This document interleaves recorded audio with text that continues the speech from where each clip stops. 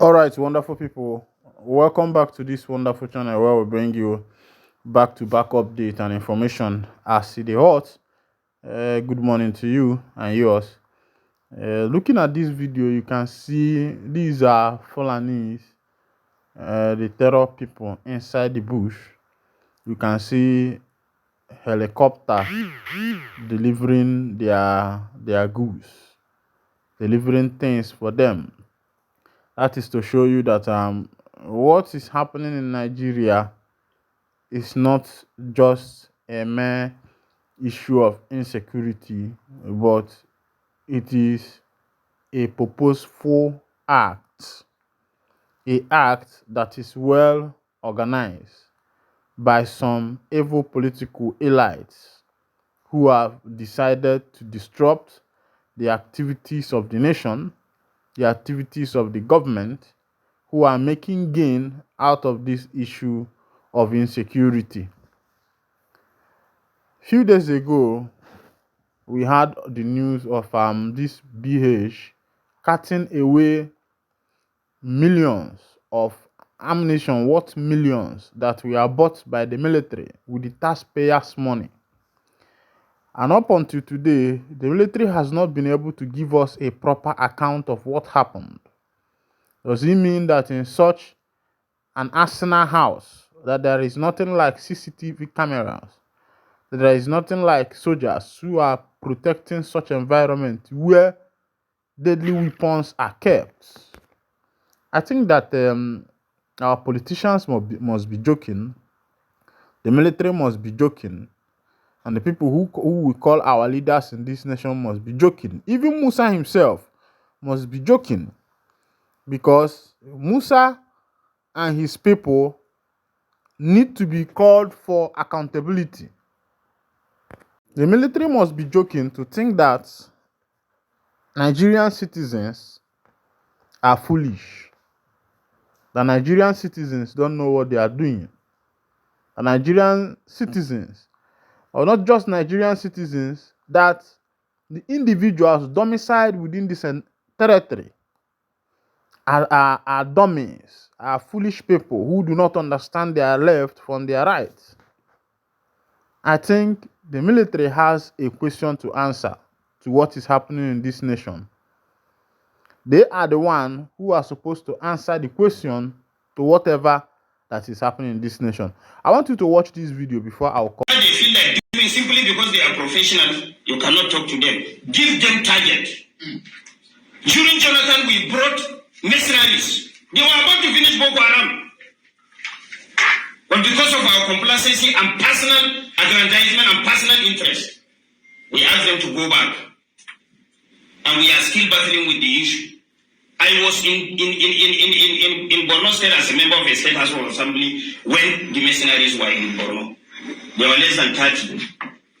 They operate in a place like this. Everybody with a laptop before him, observing what is happening in the bush. The moment they discover an enclave, they will be able to identify how many weapons do they have, what kind of weapons are they using, how many AK-47 do they have, how many explosives do they have. They will take only 3 or 4 people in a chopper, go and clear everything. They will snap pictures before clearing them and bring back exhibit. We are about to finish it.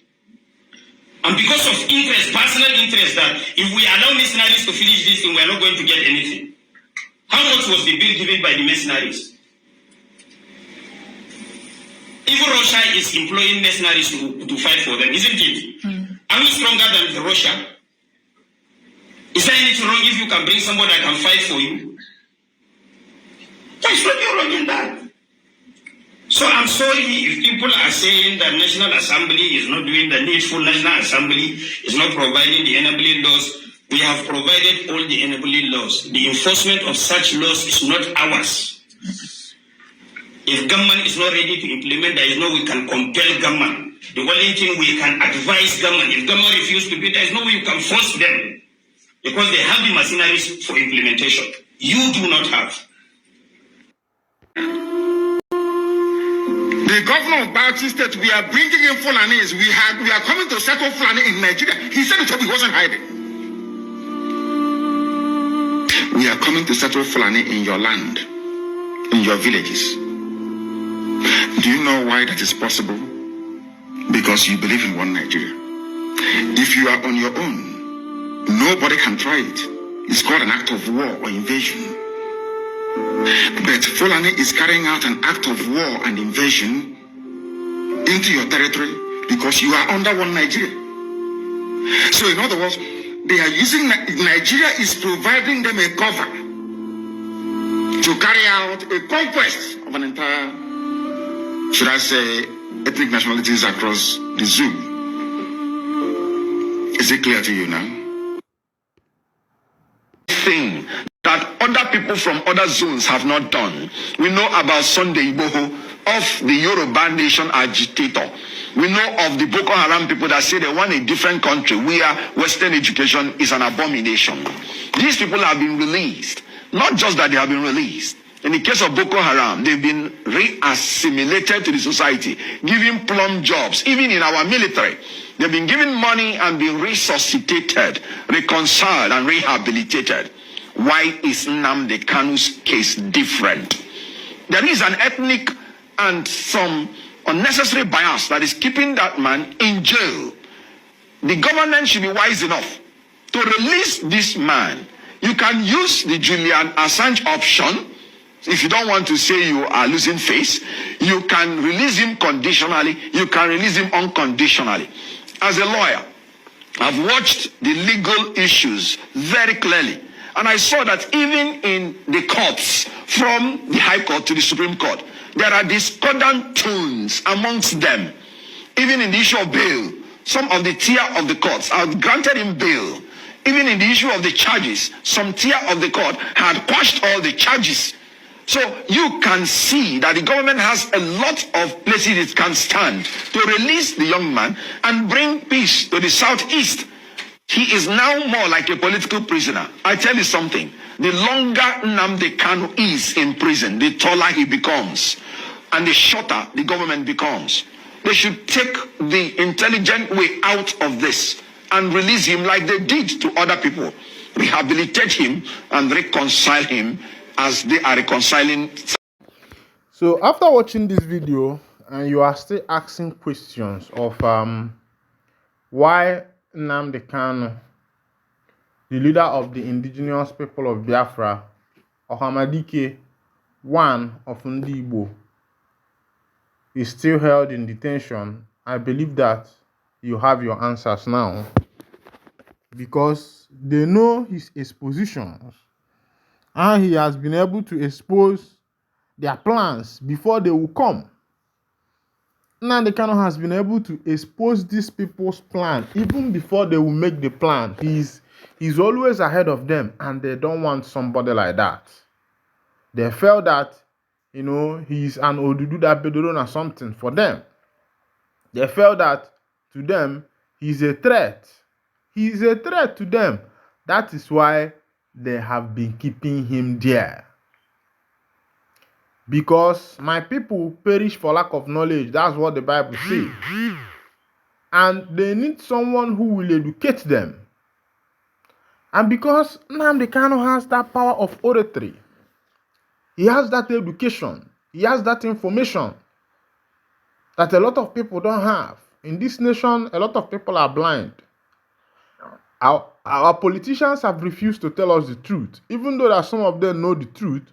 But because of the political office they are occupying, they cannot say the truth. Because most of them has been bought.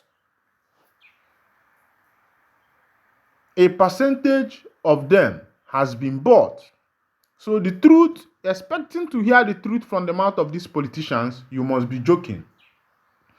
Expecting to hear the right thing from the mouth of these politicians, you must be joking.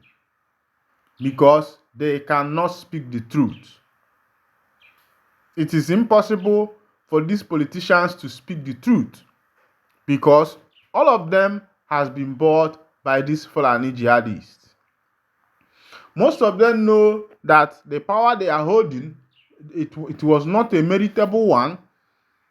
They were not voted into the office, They somehow found themselves in the corridors of power because they were sent there to fulfill a particular mission. And that mission is what they bent on fulfilling. That is why you see a lot of these governors now. Recently, you see a lot of defections. People dancing to the tone of the APC, dancing to the tone of the cabals, because they know that their office is not a legitimate one. They were not democratically elected. Either they were appointees by the cabals that have held the nation down, that have made sure that no prosperity will come out of this nation called NIG. And when Nnamdi Kanu came out canvassing, calling people for the people of the indigenous people of Biafra to find their root, find their bearing, and reverse to their original nation, started agitating for proper thing to be done, a lot of people went against him.